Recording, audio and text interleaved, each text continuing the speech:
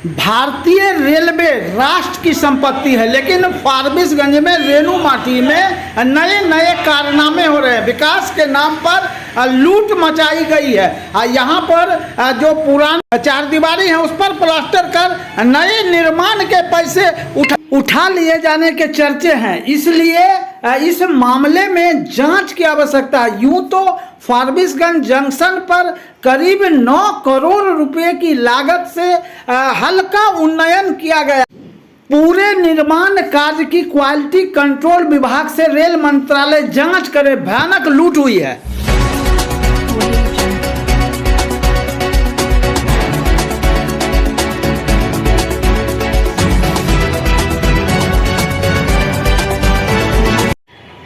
नमस्कार, सत्य लवरेज में आपका स्वागत है। मैं हूं प्रदीप शाह। इन दिनों जो बात हो रही है, पूरे रास्ते में जब भी मौका मिलता है तो बातें होती है। क्या भैया सहरसा कब चल रहा है?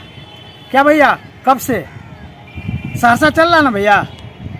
तो ऐसे तमाम बातें फारबिसगंज और इसके आसपास में देखने सुनने को मिल रहा है, खासकर सत्य से लवरेज को। सत्य से लवरेज की जो टीम है, यह टीम पिछले कई महीनों से लगातार फारबिसगंज और सहरसा रेलखंड के अमान परिवर्तन को लेकर जो पोस्ट के माध्यम से खबरें दिखा रही है।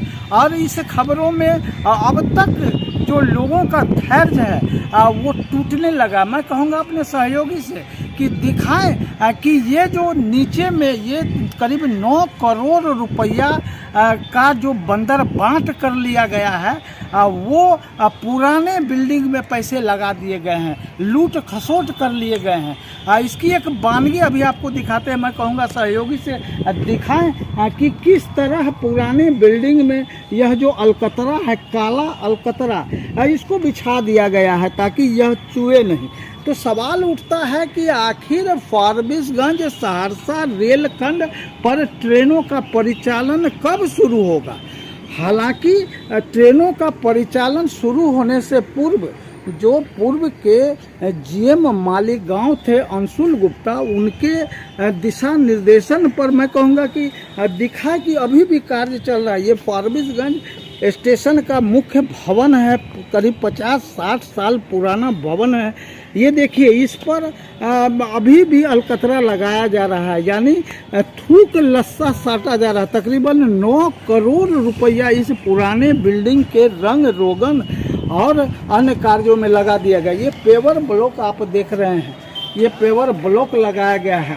सॉफ्ट उन्नयन, हल्का उन्नयन के नाम पर तकरीबन 9 करोड़ रुपया की राशि का लूट खसोट हुआ है। पुराने सामने वो जो आप देख रहे हैं, मैं कहूँगा जूम कर दिखाएं हमारे सहयोगी, वो पुराने जो दीवार है, 4 दीवारी है, उसके दोनों ओर प्लास्टर और रंग रोगन कर भी पैसे उठा लिए गए हैं नए जो 4 दीवारी बनाने के नाम पर। इसके अलावे जो सामने दूसरी ओर मैं कहूँगा कि दिखाए फारबिसगंज स्टेशन जंक्शन है, यह रेणु माटी का क्षेत्र है। यहाँ पर एक अभी गाड़ी लगी हुई है जो अब रेल, यह जो पटरी है, पटरी को ठीक करने के लिए, तो पटरी की जो एक जुड़ाई के लिए इसका उपयोग होता है। इसके अलावा कार्य हो रहे हैं। वहाँ आप देखिए फुट ओवर ब्रिज बना हुआ, फुट ओवर ब्रिज पर चढ़ने की जो सीढ़ी होती है उसकी भी चौड़ाई कम है।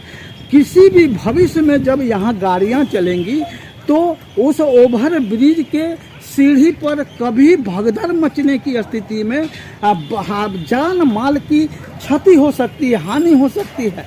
इसका डिजाइन को लेकर सवाल लोग उठाने लगे हैं। तो सत्य से लवरेज चाहती है, हालांकि ये खुशी की बात है, मैं कहूँगा अपने सहयोगी से दिखाएं कि यहाँ पर जो विद्युतीकरण हो गया है, लेकिन विद्युतीकरण होने का फ़ायदा अभी नहीं उठाया जा रहा है। अभी भी डीजल से गाड़ियाँ चलती है जोगबनी और कटिहार सेक्शन पर, जबकि जोगबनी से दिल्ली जाने वाली आनंद विहार और जोगबनी से कलकत्ता जाने वाली चित्रपुर एक्सप्रेस में जो ट्रेन में इंजन है वो विद्युत का इंजन लगाया जाता है। अन्य जो ट्रेनें यहाँ चलती हैं उन ट्रेनों में अब तक विद्युत इंजन नहीं लगाया गया है, जबकि विद्युत इंजन लगाए जाने से तकरीबन 75% की बचत के संकेत मिले हैं, जानकारी जो मिला है उसके मुताबिक। लेकिन सबसे खास अहम बात यह है कि कल ईद मनाया जा रहा है, ऐसा कहा जा रहा है। आज अलविदा जुम्मा है, यह पवित्र रमजान का महीना है, मुकद्दस महीना है। ऐसे में फारबिसगंज जंक्शन पर अभी देखिए कि भीड़ भाड़ नहीं है, यहाँ लोग शांत चित्त मुद्रा में बैठे हुए हैं। प्लेटफॉर्म संख्या 3 का काम चल रहा है, 4 का काम चल रहा है, 5 का काम चल रहा है। 5 पर दूसरा एक एंट्री पॉइंट खोले जाने के लिए वहाँ बनाया जा रहा है एक भवन, वहाँ टिकट घर है, सेकेंड एंट्री पॉइंट बनेगा। इसके अलावा 400 मीटर लंबे और 20 मीटर चौड़े पेवर ब्लॉक लगाया जा रहा है। ये जो तमाम कार्य हो रहे हैं, हालांकि अभी फारबिसगंज सहरसा रेल खंड के लिए बताया जा रहा है कि रेलवे का जो प्लेटफॉर्म संख्या 2 है, 3 है, 4 है, इसमें ढेर सारे कार्य बाकी है। इसके अलावा KJ 65 जो सुभाष चौक पर रेलवे गुमटी है, और वहाँ पर सटे सीताधार में एक पुल बनाया जाना है। हालांकि उसकी वैकल्पिक व्यवस्था कर ली गई है पूर्व में ही, और वहाँ पर बाईपास बनाया गया है। रेलवे बोर्ड से जो ECR की यह रेल लाइन है, तो पूर्व मध्य रेलवे की ओर से समस्तीपुर डिवीजन, मैं कहूँगा कि कैमरामैन दिखाएं कि जो फारबिसगंज से सहरसा के लिए 112 किलोमीटर लंबे रेलखंड का 7 चरणों में यह अमान परिवर्तन हुआ है। अंतिम चरण का कार्य चल रहा है। समस्तीपुर DRM आलोक अग्रवाल ने रेलवे बोर्ड से 2 ट्रेनों की चलाने की अनुमति मांगी है, जो कई महीने बीत गए। CRS जांच हुई है। रेलवे का काम जो हो रहा है वह निम्न स्तरीय घटिया कार्य हो रहा है। लूट खसोट मचाई गई है। फारबिसगंज जंक्शन पर जो निर्माण कार्य हुए हैं तकरीबन 9 करोड़ रुपया, एक तो फंड का डाइवर्सन हुआ है। जो पुराने वो ये माल गोदाम थे जो अभी 5 नंबर प्लेटफॉर्म है, वहाँ पर एक नया बिल्डिंग बनाया जाना था। वो बिल्डिंग उसमें यात्री के निवास के लिए, रहने के लिए, ठहरने के लिए लॉन्ज बनाया जाना था। इसके अलावा GRP बैरक बनाया जाना था, RPF बैरक बनाया था। ये तमाम चीज़ों का प्रदर्शन हुआ, बाज़ाब्ता नक्शा। उस फंड में जो पैसे आए उस फंड का डाइवर्सन पुराने बिल्डिंग में कर लिया गया है। बूढ़ी घोड़ी लाल लगाम अभी भी कार्य चल रहा है। ये देखिए सामने पुराना ये बिल्डिंग है, इसकी छत है, इसके छत के ऊपर अभी वर्षा ऋतु आने वाला है, अभी मौसम चेंज होने वाला है, इसलिए अलकतरा का पेंट किया जा रहा है। तो यह थूक लस्सा का काम अभी भी चल रहा है। अभी हाल ही में यहाँ पर हल्की बारिश हुई थी। इसमें फारबिसगंज का जो मुख्य एक ही अभी वर्तमान में एक ही प्लेटफॉर्म है, इस पर पानी चूने लगा था, दूसरे एजेंसी को दिया गया।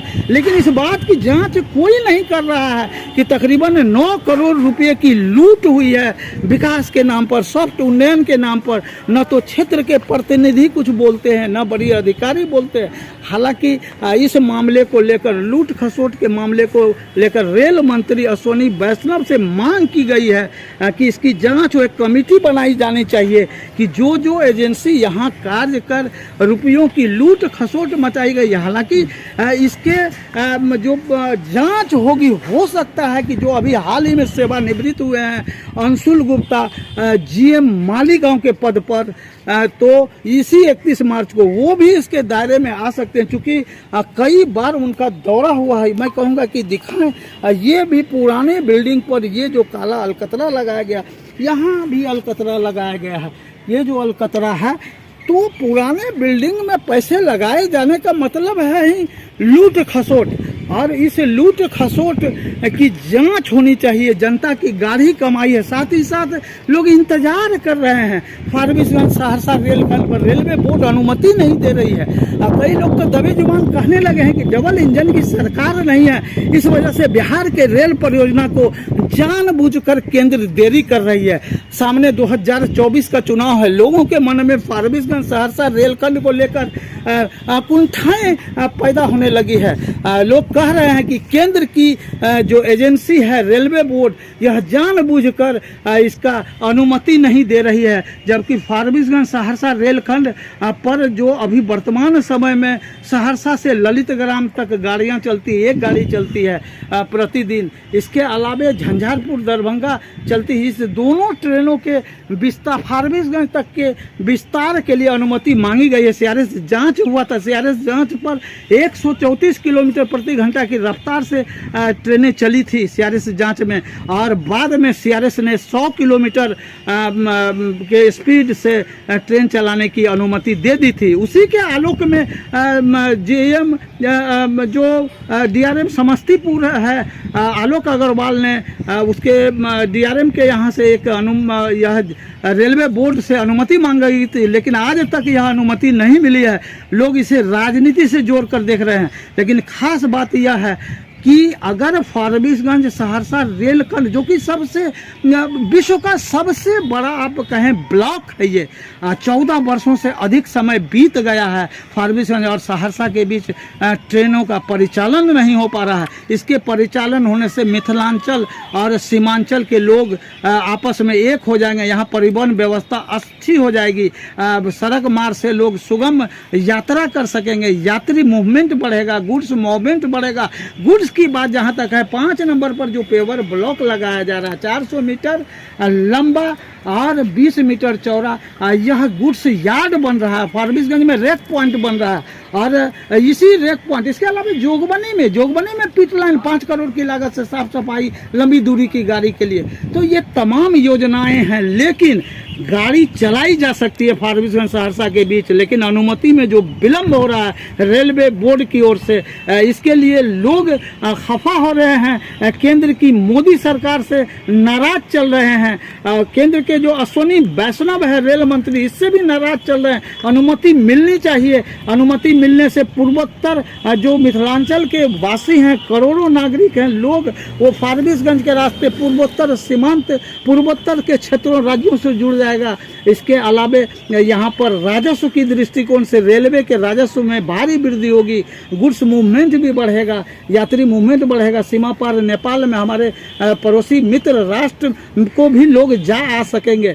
ऐसे तमाम बातों को लेकर जो बातें हो रही है, उस बातों में अगर स्थानीय जनप्रतिनिधि कुछ नहीं बोल पा रहे हैं, जनप्रतिनिधि की गलती है, ये दबाव नहीं बना पा रहे हैं। अभी 2024 का चुनाव होने जा रहा है। इस चुनाव में फारबिसगंज सहरसा रेल लाइन एक मुद्दा बनेगा, और इस मुद्दा को लेकर लोग अंदर ही अंदर अब आंदोलित होने लगे हैं। सबसे लवरेज के लिए मैं प्रदीप शाह आपको बता रहा हूं कि कल ईद मनाई जा सकती है, आज अलविदा जुम्मा है, लेकिन ईद के बाद इस जोगबनी, फारबिसगंज और सहरसा रेलखंड को लेकर कई लोगों ने आंदोलन का मन बनाया है। सबसे लवरेज के लिए मैं प्रदीप शाह।